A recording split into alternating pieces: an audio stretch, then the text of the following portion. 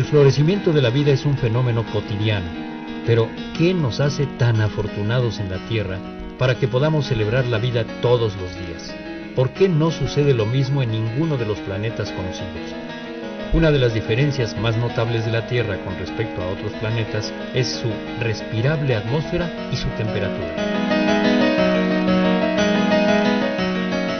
Si tomamos en cuenta la distancia del planeta al Sol y el albedo planetario, la temperatura efectiva de la superficie terrestre sería de unos 18 grados centígrados, bajo cero, un valor muy diferente de los confortables 15 grados centígrados de la temperatura típica de la superficie del planeta. Es la atmósfera terrestre la que propicia una temperatura soportable y la que, durante millones de años, ha permitido el nacimiento de la vida.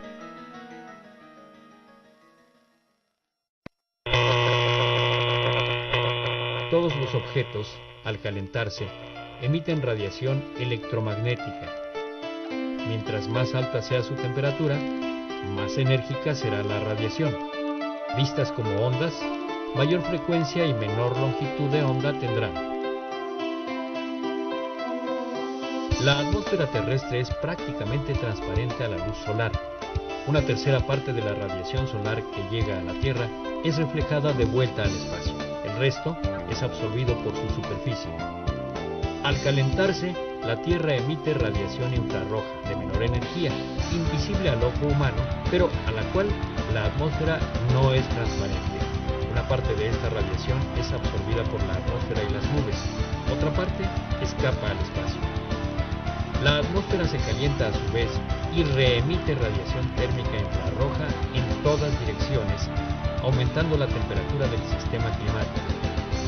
De esta manera, la temperatura en la Tierra es más caliente de lo que sería si no hubiera atmósfera, porque recibe radiación solar y atmosférica.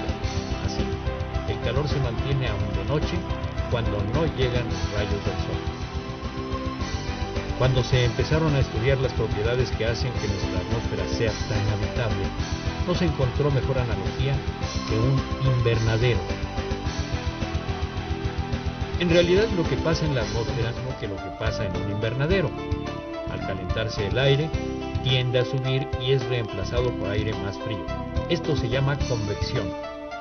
La cubierta de un invernadero impide la convección y se ha demostrado que este efecto es unas 5 veces más importante que la absorción de energía térmica de la cubierta. Y en nuestra atmósfera no hay techo ni paredes que impidan la convección.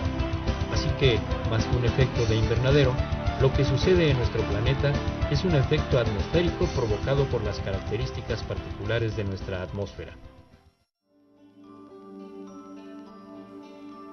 De todos los gases que componen la atmósfera, solo el 1% absorbe la radiación térmica terrestre.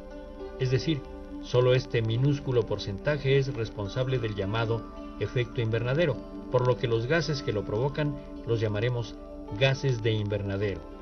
Entre estos, los más importantes son el vapor de agua y el dióxido de carbono. Es claro que en la medida en que estos gases aumenten en nuestra atmósfera, el efecto invernadero aumentará.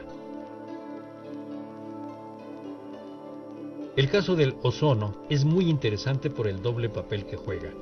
En la troposfera, donde ocurren los eventos atmosféricos más importantes, el ozono es un gas de invernadero, además de que es un contaminante dañino para la salud.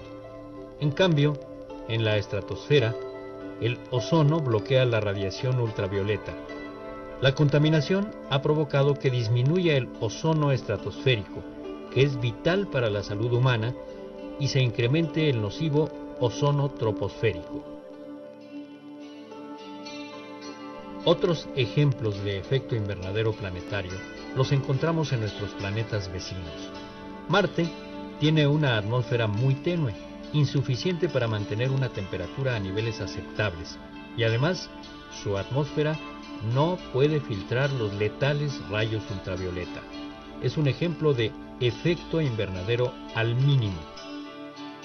Por otra parte, Venus, con su atmósfera 90 veces más densa que la nuestra, repleta de dióxido de carbono y otros gases venenosos, tiene una temperatura tan alta que la vida es imposible. este es un ejemplo de demasiado efecto invernadero.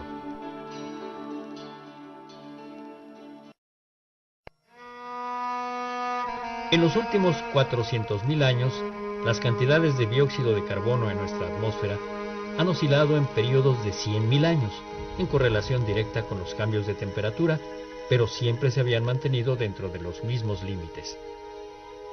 Los niveles más altos de dióxido de carbono nunca habían sobrepasado las 300 partes por millón en volumen en todo este periodo.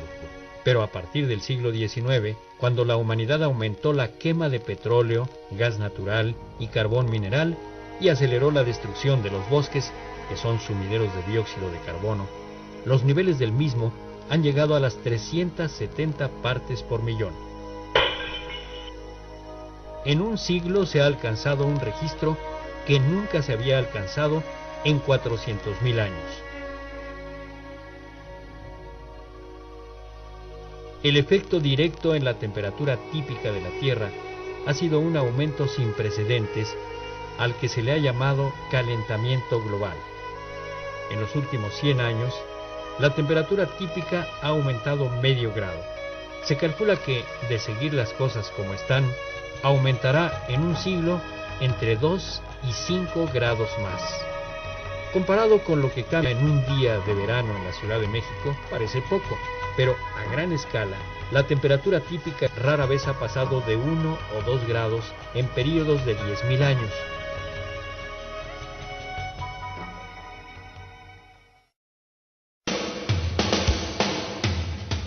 Lo más grave del calentamiento global es la velocidad en que está sucediendo, que como hemos visto no tiene precedentes en la historia del planeta.